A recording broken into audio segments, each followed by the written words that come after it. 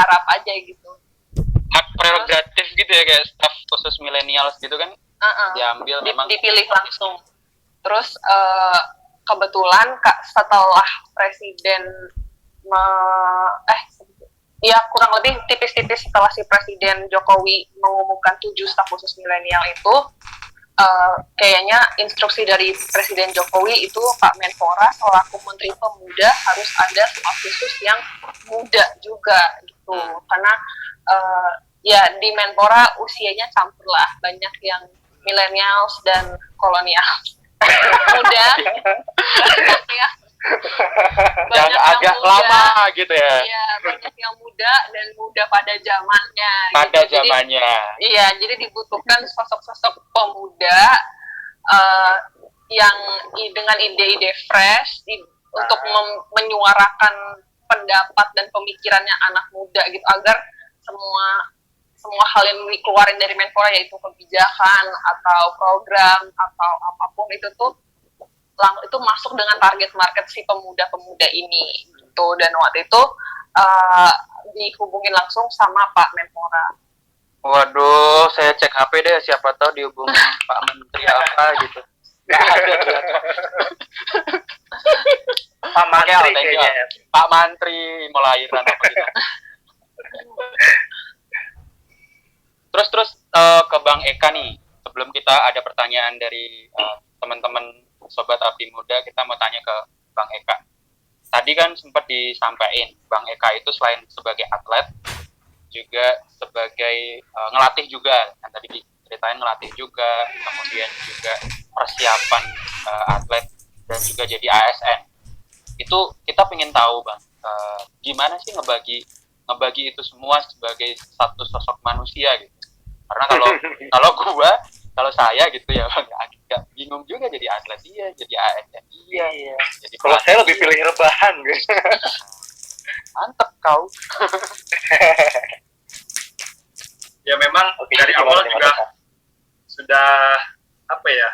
sudah senang seperti itu, punya tantangan gitu. Pada saat saya kuliah pun dapat beasiswa itu S1 maupun S2 juga, saya kuliah ya saya sebagai atlet gitu loh. Dua-duanya bisa jalan dua-duanya. Beasiswa coy. Dan alhamdulillah dua-duanya juga berjalan sesuai target gitu. Jadi kembali lagi kepada rencana kita loh. Apa yang kita rencanakan ya udah jalankan. Gitu. Kadang kita memang membaginya dengan jadwal itu. Jadwalnya dalam seminggu itu apa aja kegiatan yang kita kerjakan. Kita punya target apa dalam seminggu itu. Ya itu yang harus kita kerjakan. Selama ini saya ngelatih dalam seminggu itu sekali, di hari Minggu, Sabtu Minggu. Biasanya udah selesai saya kerja maupun saya latihan. Jadi saya ngelatih di Bandung, Mbak. Jadi megang tim untuk persiapan kejurnas intern. Jadi satu kejurnas intern Persinas Asat, klub yang saya ada di situ gitu loh.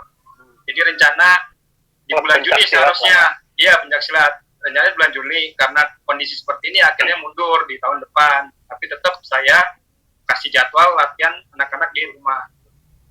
Oke.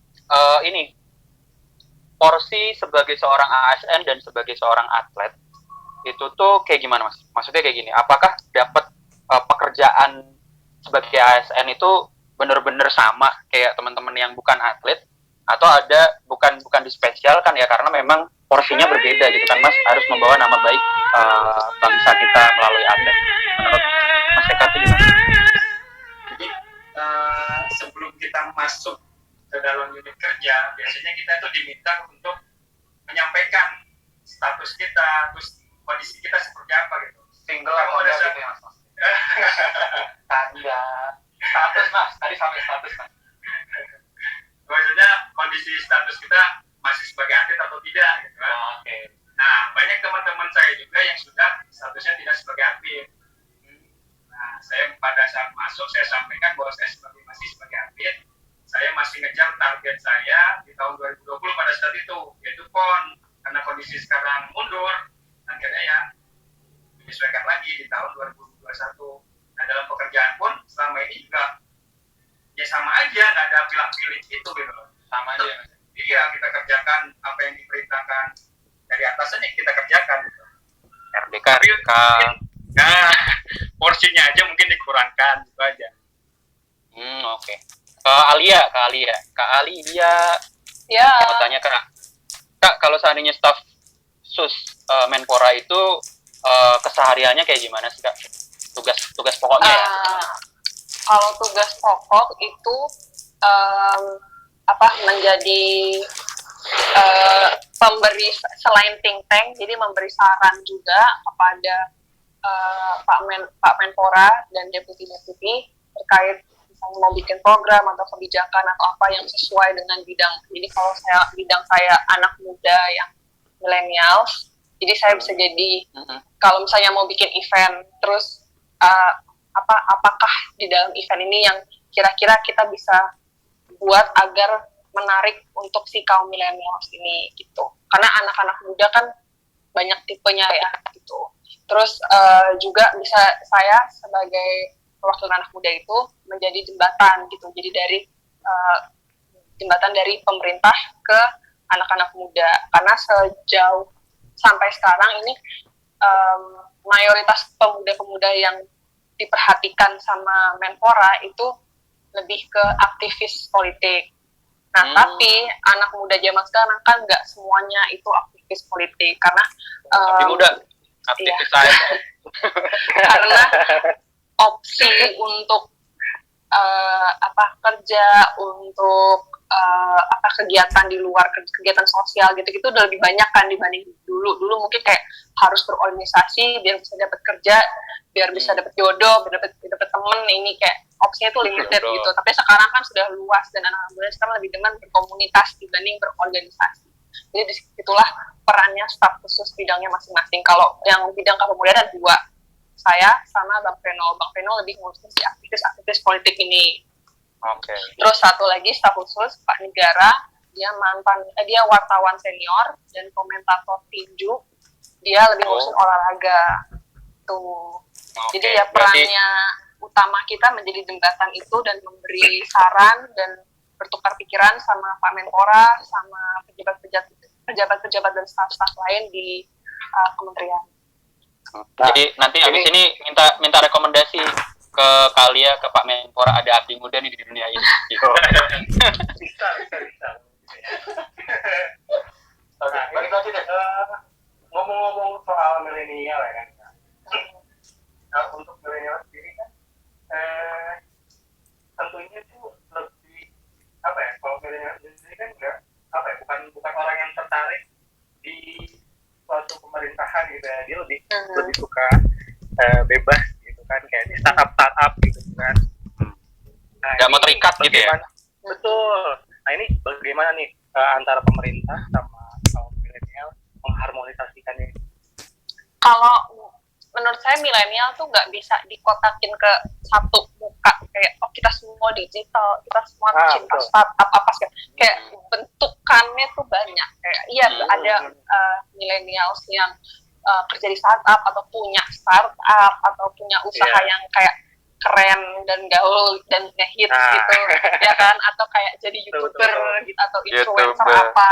Tapi kan ada milenials yang mungkin di perdesaan, dia masih tergolong milenial karena usianya masih muda gitu, atau ada yang pokoknya tipe milenials tuh banyak, kita nggak bisa kayak ngekotak-kotakin gitu aja. Dan tugasnya dan yang bertanggung jawab atas kepemudaan itu bukan saja Menpora, tetapi ada instansi-instansi dan lembaga lainnya yang ada program-program pembinaan kepemudaan mengikuti tugas dan fungsinya masing-masing gitu. Jadi kita semua ada porsinya sendiri lah untuk bertanggung jawab atas kaum millennials ini. Kalau dari Kemenpora kita banyak fokus ke selain yang pendidikan organisasi itu ada kayak sama entrepreneurship.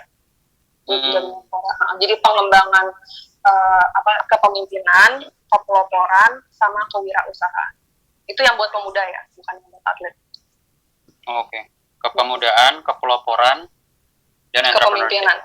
entrepreneurship. Kepemimpinan. Sorry, jangan galak-galak kali ya.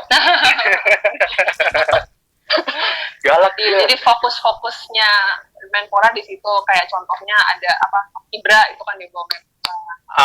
I see. Nih kalau kita balik ke Bang Eka nih, Bang, ada ketertarikan bikin komunitas kepemudaan nggak? Mungkin kan kalau melalui status sebagai atlet ada hal-hal yang tidak bisa disinergikan dengan yang kepemudaan. Misalnya ya, nggak ngerti juga di dalam kayak gimana. Ada nggak pingin bikin komunitas kepemudaan? Jadi siapa tahu dapat, kan sekarang belum ada pelatihan entrepreneurship, misalnya kayak gitu.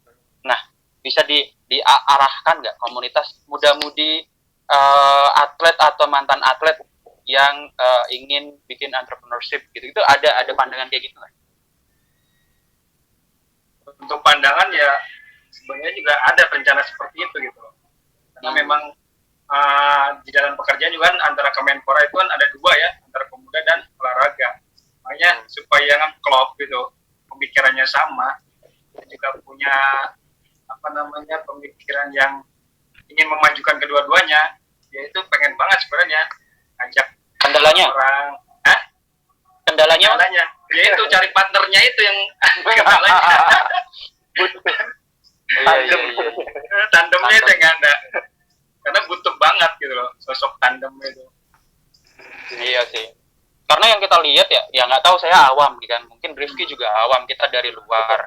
Kita ngelihat atlet itu oke, kuat, tapi ketika di dalam satu Organisasi. organisasi atau komunitas, kita belum lihat gitu loh, Mas. Yang inisiatif dari teman-teman. Yang ada kan bentukan dari mana, tapi dari grassroots-nya itu tuh apakah bisa atau sudah ada atau belum, atau akan ada atau enggak, kayak gitu yang mungkin bisalah ke depan sebagai hal yang sotoy gitu kan. Iya, soalnya kalau misalnya mau dibikin kayak Apin gitu kan, kita tahu sendiri untuk atlet itu waktunya tersita oleh latihan gitu kan ya. Betul. Nah, mungkin baru bisa ibaratnya berkarya ya di luar keatletannya itu ya setelah pensiun itu kan. Setelah purna bakti keatletannya baru bisa bangun komunitas-komunitas tadi gitu. Betul. Kita lanjut ke pertanyaan di chat kali ya, Rif. Oke. Dari Bang Soim. Ya, tadi habis buka puasa kayaknya dari Bali nih Bang Soim. Untuk selamat berbuka Bang Soim. Kita bentar lagi. Untuk Kak Eka dan Kak Alia, mungkin lebih ke usulan mungkin atlet yang top bisa atau yang sudah terkenal gitu bisa memberikan semangat adik-adik di beberapa daerah. Jadi seperti kunjungan misal pada waktu event-event di tingkat provinsi maupun wali kota cup. Jadi seperti safari gitu, Kak. Sekian, terima kasih. Benar juga sih. Oh iya, boleh. Menurut itu bisa jadi suatu ide, masukan yang bisa aku sampaikan ke deputi yang bersangkutan. Mas Eka nanti juga bantuin ngomong. Siap. Tapi memang selama ini sudah saya terapkan ya, ketika unit saya melakukan monitoring evaluasi ke daerah-daerah, kan kaitannya biasanya sama PPLP tuh, Pusat Latihan Pelajar Nasional, Pusat Pembinaan Latihan Pelajar. Biasanya juga saya selain monitoring juga saya kan ngasih motivasi ke mereka juga gitu, gambaran sebagai seorang atlet, perjuangannya seperti apa gitu. Nah, ini sudah saya terapkan, saya sisipkan lah, saya biasanya minta ke atasan, saya minta waktu untuk memberikan yaitu motivasi ke adik-adik pelajar.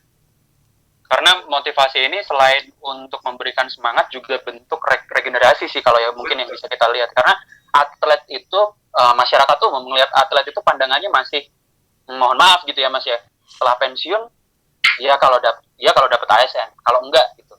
Apakah ada kesejahteraan yang bisa dilanjutin atau enggak gitu, karena itu hal-hal kayak gitu sepertinya perlu disampaikan sampai ke masyarakat di berbagai wilayah. Kalau yang di Jakarta mungkin ya tahu-tahuan gitu kan lewat Ragunan, oh atlet tuh ASN juga. Tapi kalau yang di daerah mereka harus bertengkar dengan keluarganya, orang tuanya, ngapain kamu jadi atlet, gak ada masa depannya kayak gitu. Mungkin Mas Eka bisa datang atau teman-teman yang lain bisa datang ngasih tahu bahwa atlet tuh keren juga, kasih edukasi ya. Safari olahraga dan pemuda by Alia dan Mas Eka. Oh. Boleh. Keren. Boleh. Gimana, Rif? Halo?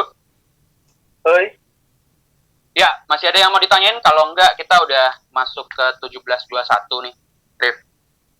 10 menit lagi mungkin kegiatan kita. Siap. 10 menit lagi sudah mau hampir selesai. Mungkin kita mau ngasih kesempatan. Udah nggak ada lagi pertanyaan. Kalau ada, kita kasih 5 menit. Sambil kita ngobrol, kasih 5 menit. Kalau seandainya udah nggak ada, nanti kita tutup ya. Tapi sebelum kita tutup, pertanyaanku belum. Katanya si Novia Anki Zuhri Pratiwi cariin Rif. Habis keluar soalnya aku jadi delete pertanyaanku. Kita panjat dulu kali ya. Panjat ya. Panjat sosial. Ini kita ngobrolnya santai dari- aja ya. Mas Eka sama Mbak Alia. Jadi nggak kaku-kaku. Dari Novia Angki Zuhri Pratiwi. Aku nggak ada. Oh ini ya, yang di masa pandemi seperti ini itu bukan? Ya coba. Bener nggak sih? Mana Rif? Novia Namanya? Angki. Ini. Untuk atlet yang diangkat ASN kemarin. Oh. Untuk atlet yang diangkat ASN kemarin kan dari tingkat pendidikan yang berbeda, Mas. Ada yang SMA, ada yang S1, ada yang S2. Apakah itu mempengaruhi dalam penempatan satuan tugas? Terus golongannya mungkin ya, golongannya itu kayak gimana? Terus ya kira-kira ada perbedaan nggak ketika terima ASN? Untuk golongan memang kemarin dilihat pendidikan yang terakhir ya. Kalau memang dia lulusan SMA ya di 2A. Terus kalau yang dia S1 atau SK yang kebanyakan emang S1 itu di 3A. Oh. Nah, adapun untuk penempatan itu tergantung unit yang membutuhkan sebenarnya. Jadi nggak dikhususkan. Jadi mereka disebar di entah di kepemudaan, entah di olahraga ataupun di kesekretariatan. Ini seperti itu. Ada yang masuk di Polri sebagai dokter nggak, Mas? Tiba-tiba disuruh jadi dokter gitu kan? Nggak pernah sekolah kedokteran. Nggak, tapi berdasarkan kebutuhan ya, Mas ya berarti? Iya, berdasarkan kebutuhan. Menarik. Oke, kalau Mas Beda Eka sama sendiri, yang umum. Gimana? Mas Eka sendiri background-nya apa nih? S1-nya. S1-nya olahraga kebetulan. Oke. Kepelatihan olahraga. Oke. Terus sekarang di bagian perencanaan, di Biro Perencanaan ya? Betul. Biro Perencanaan Sekretariat Jenderal. Di sana namanya Sekretariat Jenderal bukan? Deputi. Kedeputian. Iya, deputi. Sekretariat. Oh, Sekretariat sesamanya ya? gitu ya? Oh, Sekretariat Nggak Utama ya? ada jenderal kalau di Oke, Menpora. namanya Deputi ya? Deputi, nggak ada dirjen. Nggak ada. Oke. Mungkin kita udah sampai di penghujung acara nih, Rif. Makasih banget buat teman-teman. Sebelum kita tutup, pengen dapat kata-kata atau closing statement atau kamut ya kan, kata-kata mutiara dari kalian dan Bang Eka. Kalian dan Eka. Mungkin dari Mas Eka dulu kali ya, dari Mas Eka. Boleh. Ini lebih memotivasi kepada atlet ya sebenarnya. Atlet boleh, ASN boleh, non ASN. Ya, ASN boleh lah. Karena memang kita merasakan semua dalam yang ini yang akan saya sampaikan. Jadi, gini, Anda tidak dapat menolak basah saat berenang. Demikian juga dengan kegagalan. Jadi, semua itu tidak dapat kita menolaknya saat berjuang. Jadi kegagalan itu pasti ada gitu dalam setiap kompetisi, dalam setiap kehidupan kita. Tapi bagaimana caranya kita bisa melawan itu untuk bisa mendapatkan kesuksesan. Gitu. Oke, berarti Bermimpilah itu. dan wujudlah. Ya. Bermimpilah dan wujudkanlah mimpi itu. Wujudkanlah. Hey. Mantap, tepuk tangan. Seru banget sih obrolan kita. Nah, sekarang kita ke Kak Alia. Sono. Kata-kata mutiara. Hai. Selamat sore kawan-kawan. Terima kasih sudah meluangkan waktu, sudah nonton kita berbincang-bincang ketawa ketiwi pada sore hari ini. Semoga pada semangat puasanya, tinggal masih banyak nih, 3 minggu lagi. Mungkin pesan terakhir dari aku selama masa pandemik ini yang nggak tahu selesainya, nggak tahu selesainya kapan. Jangan lupa rajin olahraga, rajin komunikasi sama teman-teman, sama keluarga jika kalian tidak tinggal bersama mereka, karena itu juga penting untuk menjaga kesehatan mental, menjaga kesehatan fisik itu, menjaga kesehatan mental itu nggak kalah pentingnya sama menjaga kesehatan fisik, karena aku tahu banyak yang sudah mau gila kalau terperangkap di rumah atau di kosan kelamaan. Jadi yang penting harus rajin bergerak, jangan rebahan. Nonton Netflix boleh, tetapi jangan kebanyakan, nanti yang ada jadi gila. Aku tahu kok. Jadi masih harus rajin gerak, gunakan waktu ini untuk berinvestasi di diri kalian sendiri, cari skill baru, atau mungkin bisa belajar hal baru, perdalami diri kamu sendiri biar selesai masa karantina ini kamu tidak kalah jauh sama teman-teman kamu dan bisa recovery-nya jauh lebih cepat. Dan tentunya Kemenpora akan hadir untuk kalian semua, pemuda atlet maupun non-atlet, dan semoga kita bisa bertemu lagi. Dan buat teman-temannya Mas Eka yang ASN dan atlet, teruslah berbakti pada bangsa dan negara di birokrasi maupun di lapangan. Keren banget. Teruslah mengabdi di birokrasi maupun di lapangan. Kalimat keren banget.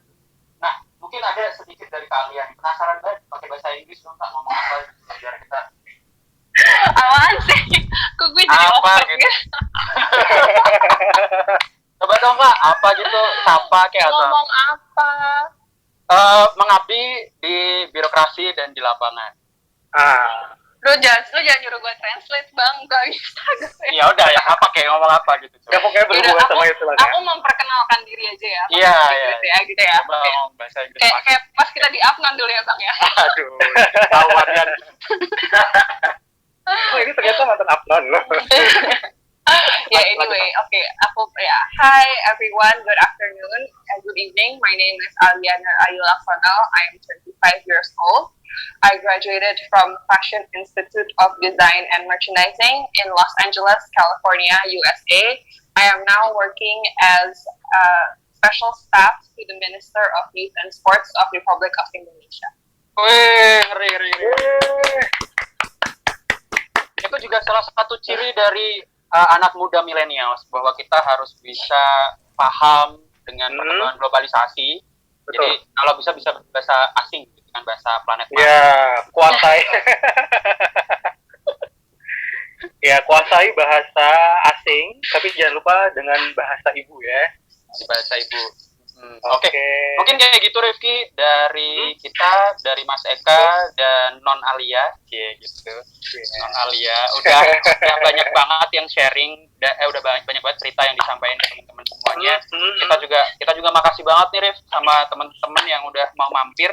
Anyway, ada satu info yang lupaan kita kasih tahu, bahwa ini live streaming di YouTube dan teman-teman bisa cek YouTube-nya Abdi Muda buat ngelihat, misalnya ada yang belum sempat nonton, nanti kita akan abadi di YouTube gitu.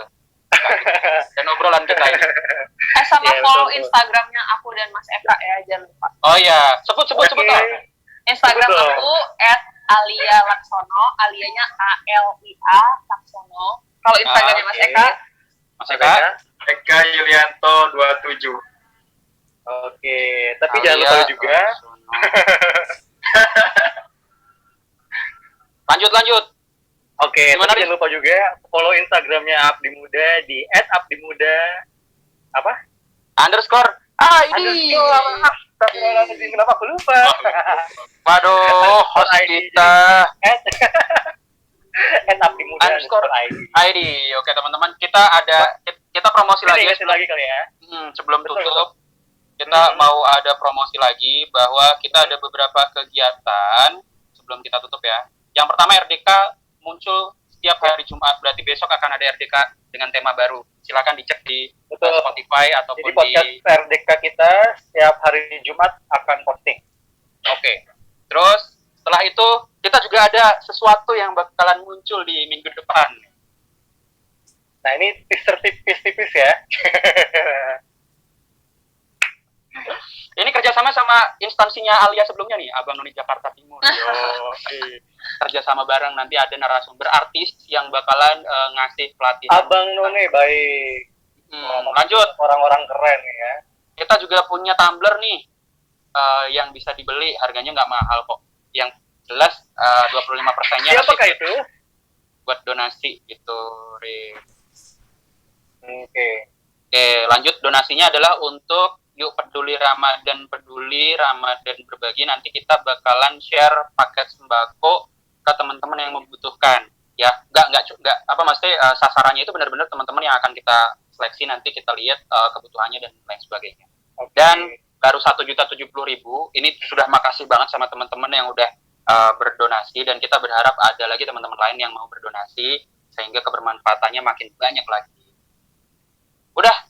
Ya, semua informasi itu bisa didapatkan atau bisa dilihat di Instagram kita di @abdimuda__id. Oke, kita gladi bersihnya udah. Sekarang kita mulai kegiatan kita yang sesungguhnya. Tadi bersih ya? Tadi masih gladi. Oke, thank you Mas Eka Yulianto dan Mas Arya Eka, Laksono. Kak Eka, Maaf, Sama-sama. Eka Alia. maaf kalau seandainya ada kesalahan